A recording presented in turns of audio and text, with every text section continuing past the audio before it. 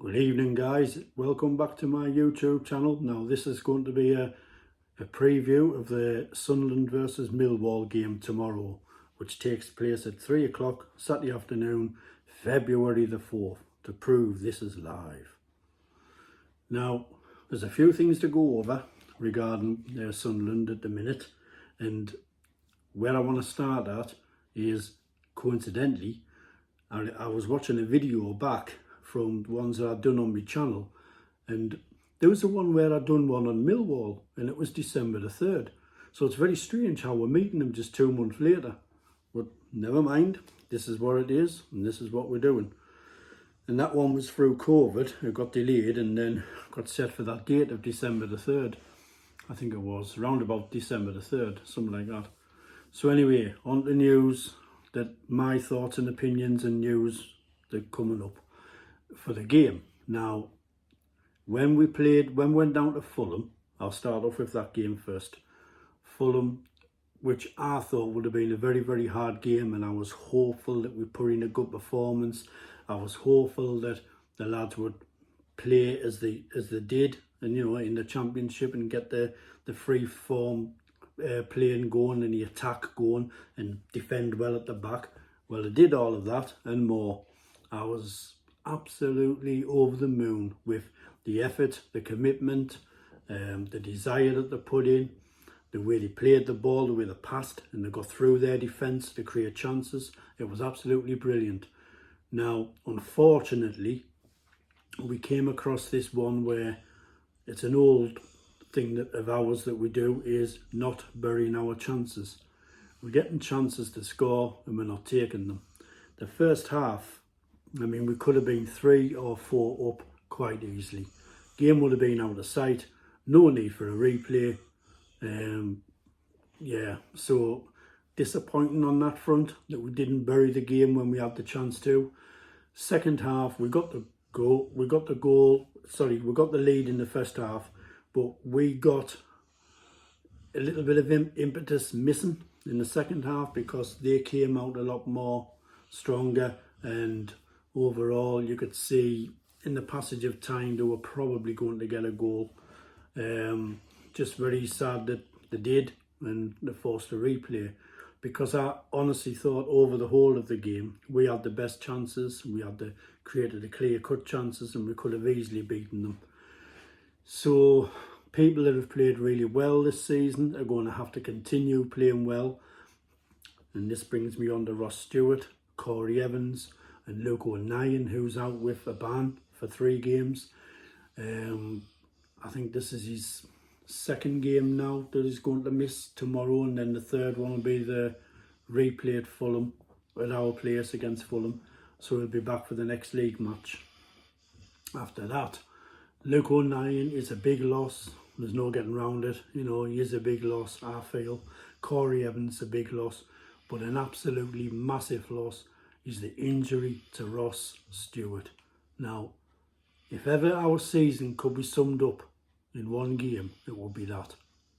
Because we took it to Fulham.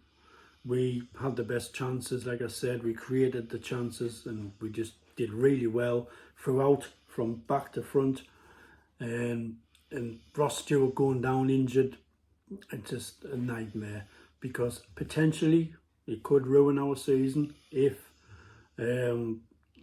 people aren't brought in to not replace but enhance the squad to make, hopefully make light of that loss of Ross Stewart. But that's a massive hole to fill. Gelhardt, we signed on loan from Leeds, and I feel he could do a job. I've watched a couple of more videos since I've done the last blog, and I'm really impressed with the way he goes about things. His attitude, his enthusiasm. He likes to get forward, and he helps the team effort as well. He's not just like a one-man show. So all of that is good. That's what we need in the team, and we're going to need that in abundance at the end of the season, because now we're going to have to stick together and not force things to happen, but really push to make things happen. Excuse me. Push to make things happen, to create chances like we did against Fulham. Now, we went nearly 10 or 11 games without Stewart earlier on in the season when he got injured then. And we managed to stick roughly around, top 10 spot and what have you. So will we do that again? Maybe push a bit further? Time will only tell. I'm not going to give any predictions even. I'm not going to give any predictions. I'm just going to say, let's hope that the people he's brought in, like your Lee Hodge, he's brought in Ekwa, their signings, they're not loans, they're signings.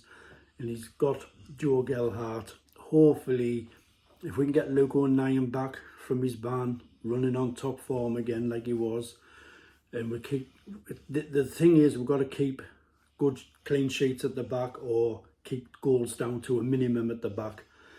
And I think your Ballard, your Bath, your right back Trey Hume, and your left back Elise, that is your four. To me, that's essential four. And midfield tends to always chop and change regardless of what, who form what's in and what form who's in, shall I say.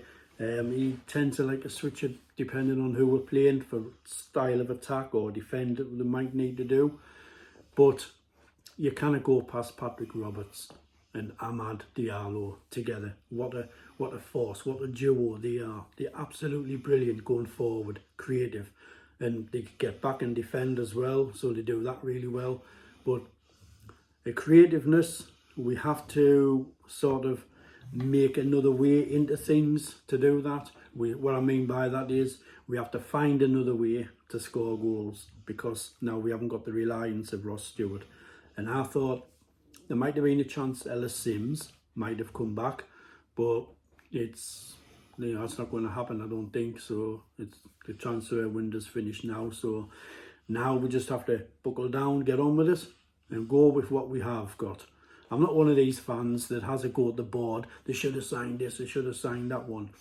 I believe, and Speakman came out and said that they tried the best to get other players in. They're going for this one, going for that one.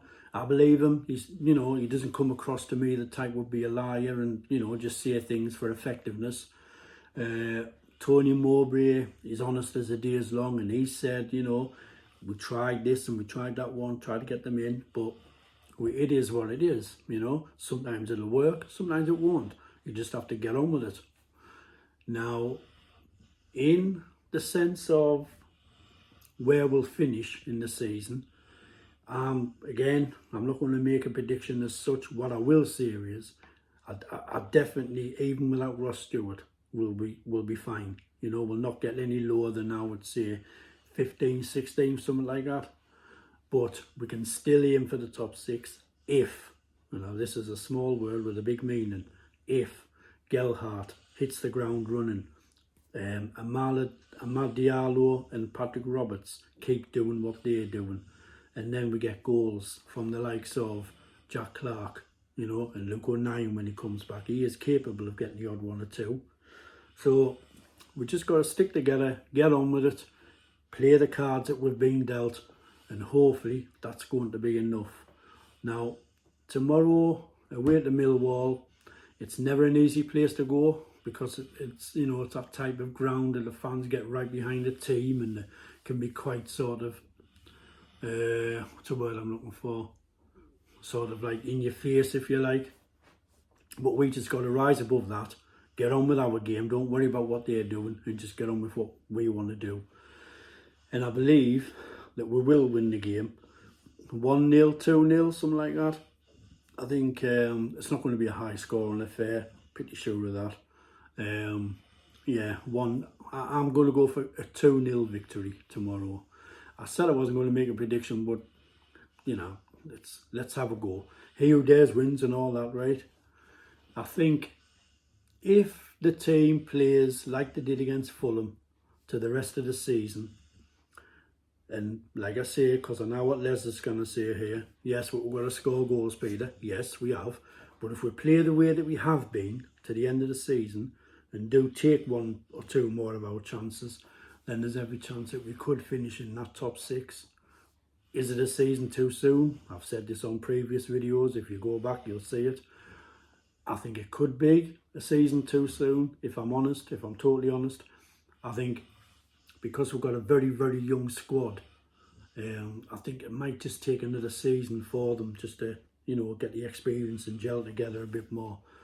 I mean, saying that, we're going to have to make changes anyway because Diallo's not our player. He's going to go back to Man United in the summer. So we're going to have to find someone to replace him. Have we got one? Jewison Bennett, there's a possibility. He hasn't been getting his game much, but he might start to shine a bit more. Mishu has been playing better recently. In the last 3 or 4 games, he's definitely improved. So it's people like that you look to now. In the absence of Ross Stewart, you've got to look to these creative players, especially your Patrick Roberts, your Jack Clarks, people like that. Amad Diallo, you've got to look to these players now to make that impression. And like I said, Gelhardt up front, hopefully he can do the business.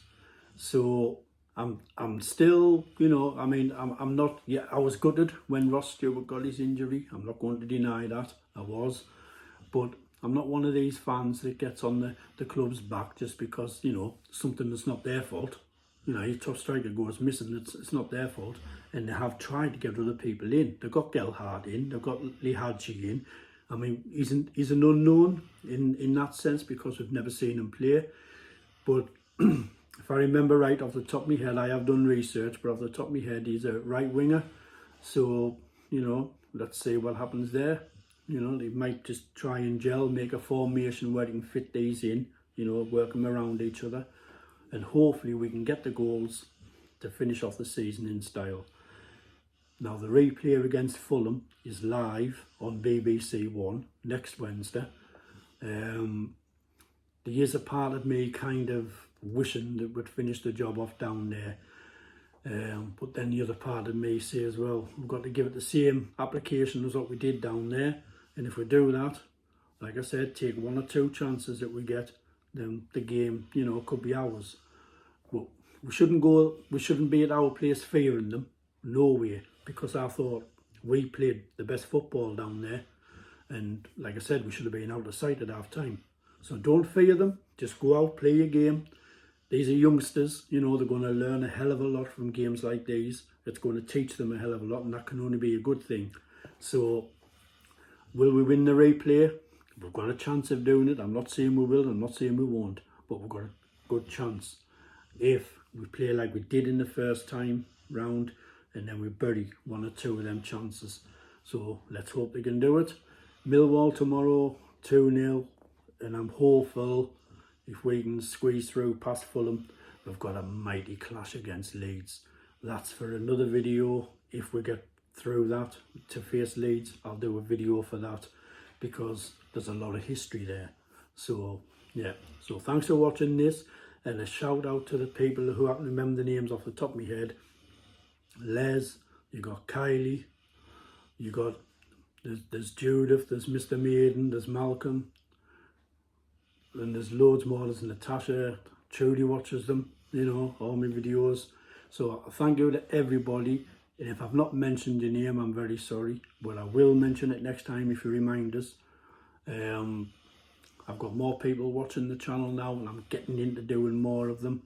So yeah, so let's hope that tomorrow can be the start of the rest of the season, whereby we start putting our chances away when we get them. Because without Ross Stewart, we're going to have to defend a bit better and keep it tighter at the back so we can nick 1-0 wins and whatever here and there. So let's hope we can do that. Thank you for watching. Subscribe if you haven't. Keep watching if you have. Thank you very much, and I shall see you on the other side. Thank you, Les.